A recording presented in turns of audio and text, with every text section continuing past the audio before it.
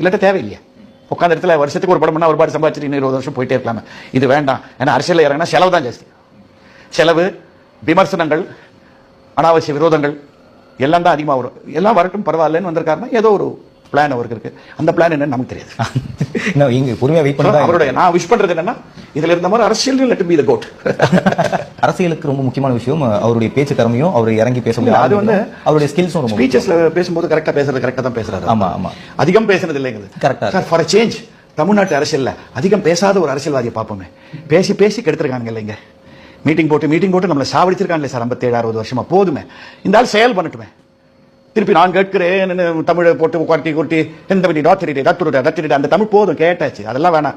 காமராஜர் என்ன பேசினார் நீங்க ஒத்துக்கிறீங்களே? நீங்க ஆல் டைம் கிரேட் பாலிட்டிஷியன் யாரு? காமராஜர். அவர் என்ன பேசினார்?